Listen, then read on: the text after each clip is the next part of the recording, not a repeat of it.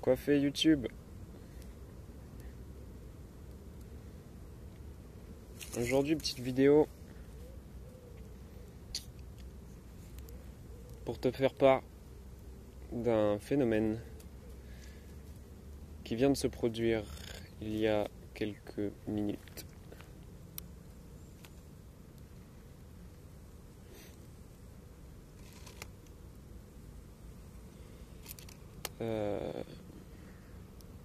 Je viens de finir mon sport en fait. Je viens de finir ma course à pied. C'est un sport que j'affectionne pas particulièrement. Parce que j'ai une vision du sport ludique. Je m'en fous du sport. Pour moi, tous les sports sont bien. Beaucoup de sports sont excellents. Juste parce que je m'y amuse. Voilà. Je cherche pas la compétition ni la performance. Même si c'est contradictoire avec une vidéo que j'ai faite, qui n'est pas encore sortie. Mais ouais, on s'en fout. On s'en fout. Et c'est vrai que la course à pied, c'est pas amusant, quoi. Tu t'amuses pas, tu cours. Voilà, c'est tout ce que tu fais. Sauf que dans comment dire, dans la situation où je suis, en tant qu'étudiant, je peux pas me permettre de m'inscrire dans un club d'un sport. En tout cas, pas pour l'instant, parce que j'ai quand même pour projet de bosser pour pouvoir justement m'inscrire, avoir des petits plaisirs. Et entre autres, ce serait de m'initier à la boxe. Parce que j'ai fait presque tous les sports, je crois. Non. Les sports connus, hein. Genre j'ai le tennis, le football, le badminton, le volley, en tout cas tout ce qui est possible de pratiquer en France, qui est pas trop compliqué. Parce que par exemple le football américain, tout ça, j'ai jamais fait. À la base, moi, je suis un sportif extrême. J'aime beaucoup les sports de glisse, les sports à sensations fortes, si on veut. Mais les sports d'équipe et les sports de confrontation aussi m'intéressent.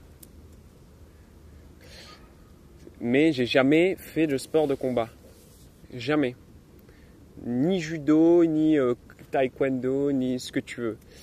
Et c'est vrai que j'ai envie de me mettre à la boxe. En fait, j'ai envie de m'initier à un sport de combat et j'ai envie de faire de la boxe. Alors, c'est pas pour du self-défense ou je ne sais quelle raison propre à chacun. Moi, c'est principalement parce que j'ai envie de découvrir un sport de combat. Et la boxe anglaise, ouais, je précise, la boxe anglaise, je trouve que j'y vois de l'esthétisme dans ce sport de combat. Je sais pas pourquoi. Je pourrais pas te dire. Peut-être la contrainte de se battre qu'avec ses poings, je sais pas. Je trouve ce sport esthétique. Même si je vais devoir rentrer dans un monde bourré de testostérone. Mais on s'en bat les couilles. Enfin bref, on s'en bat vraiment les couilles en plus, parce que c'est pas ça le sujet de la vidéo. C'est pas du tout ma vision du sport, c'est à la base juste pour relater un phénomène qui vient de m'arriver là. Mais pour ça, là je vais être encore obligé de parler de tout ce qu'il y avait autour, donc, pour m'amener à ce phénomène.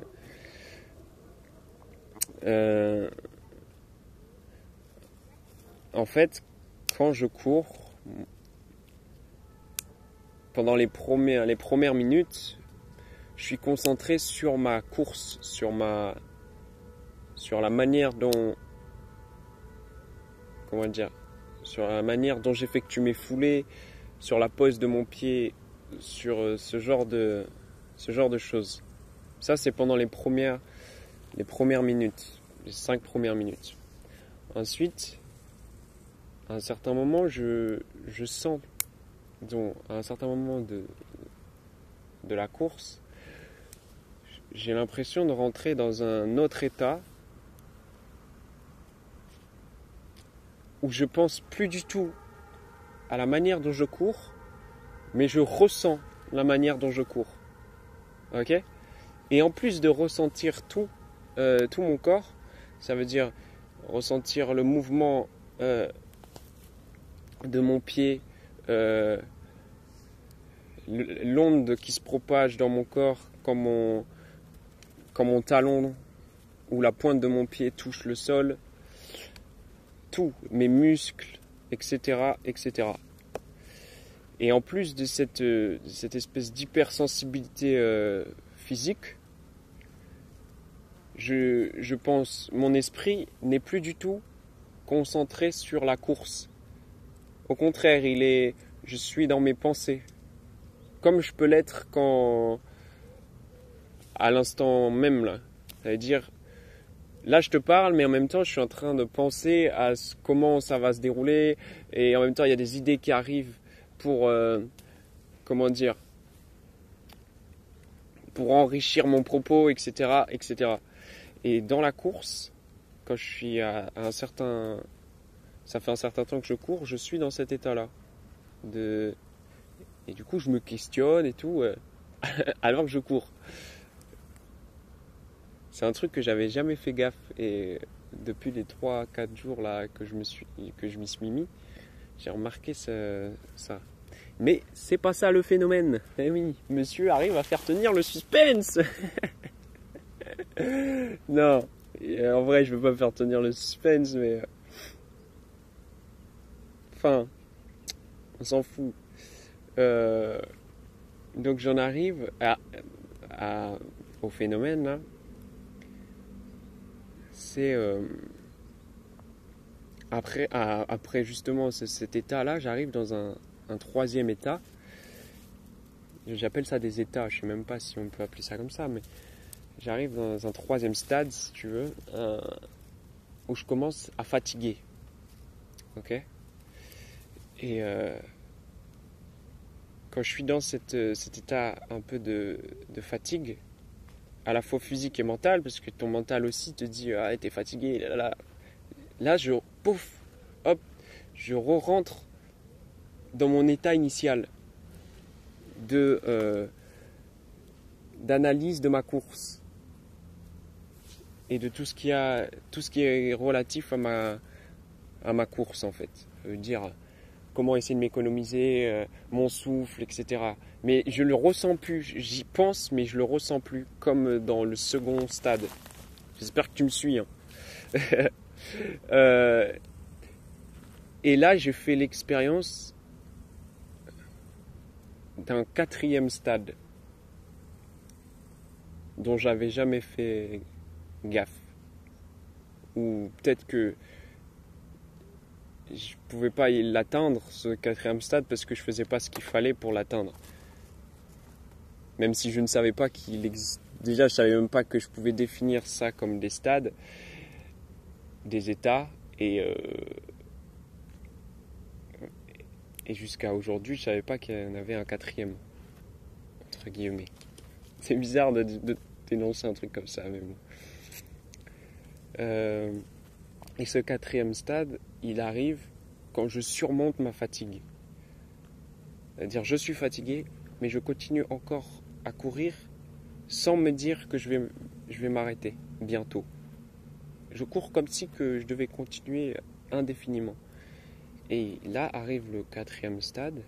Donc, je ne sais pas s'il va revenir un jour, donc si je vais revivre l'expérience. Mais en fait, je me suis dit qu'au lieu de me concentrer sur ma fatigue et à comment combattre ma fatigue, je l'ai laissé de côté et j'ai essayé d'imaginer quelque chose qui puisse me continuer de courir, mais sans penser à courir. Je sais pas si tu me comprends. Alors je me suis dit, je vais essayer d'imaginer la brise, dont le vent sur les arbres, parce que je me suis dit, vas-y, essaie de matérialiser le vent pour te sentir léger, etc. Sauf que le vent, ça se voit pas, à part quand il fait bouger les arbres. Donc j'ai essayé de me représenter cette image. Sauf que ça marchait pas, j'avais l'impression que c'était trop compliqué. Et en fait, quasi instantanément, cette image-là que j'essayais de construire s'est transformée en un cheval au galop. Alors c'est très terre à terre comme représentation, mais l'image était centrée exclusivement sur le cheval. J'avais pas de décor autour, je le voyais juste galoper et je me projetais en lui en fait, dans ce cheval.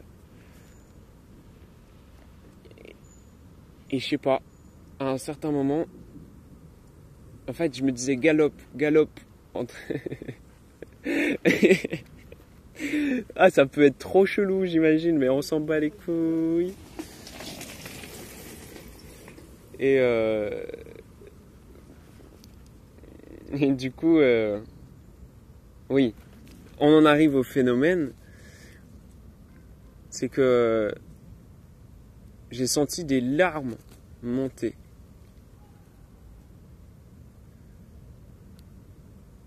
Un sentiment que j'arrive pas à décrire, qui m'a envahi, mais un truc, je sais pas pourquoi, je sais pas comment, mais mes larmes ont coulé et pendant 5 secondes, j'ai ressenti cette espèce de chaleur et en même temps de lourdeur, en même temps de légèreté. Je peux pas le décrire parce que c'est dur de décrire ce genre de ressenti, mais j'ai ressenti un truc de ouf.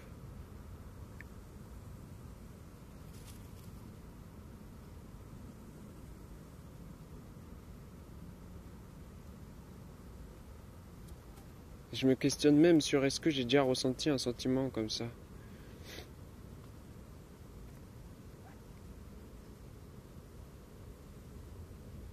C'était un mélange de tout. D'amour, de tristesse, d'angoisse, de joie, de peur, je sais pas, j'avais l'impression que c'était tout à la fois.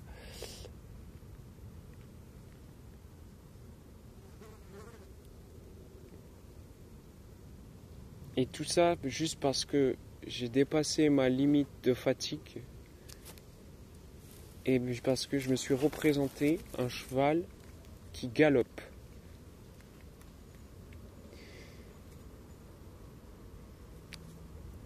Voilà. Tout ça pour dire ça.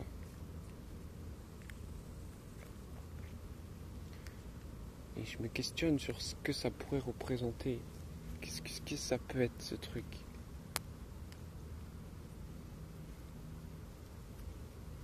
Et donc du coup, je me posais la question aussi, est-ce que le sport est un moyen de méditer? Ouais. Disons, c'est une méditation autre que la méditation de se vider l'esprit, etc. Mais je pense que c'est un moyen aussi d'accéder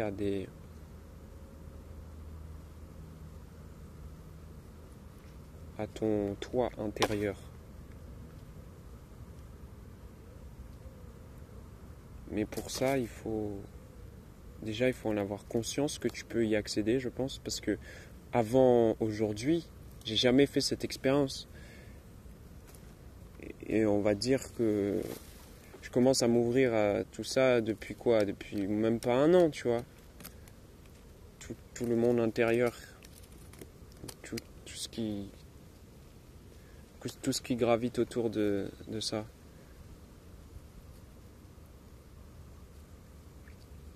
En tout cas, rien que d'y repenser, ça...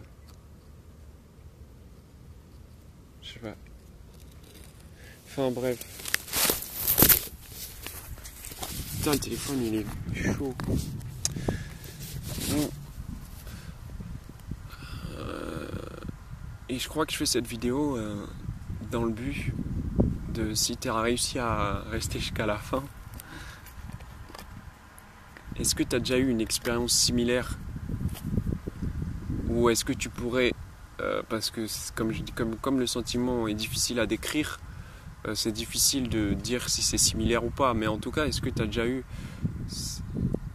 un truc qui peut s'apparenter à ce genre d'expérience? Et si oui, bah, je veux bien que tu me l'expliques en fait.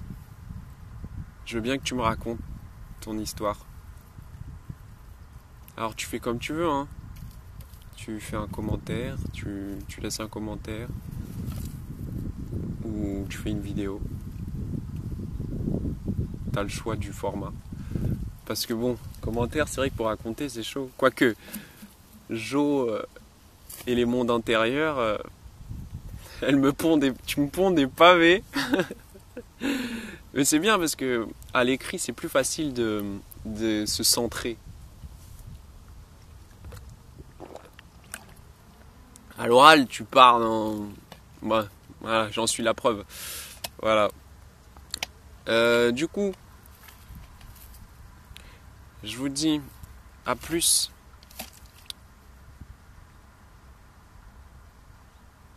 Et on se revoit à bientôt.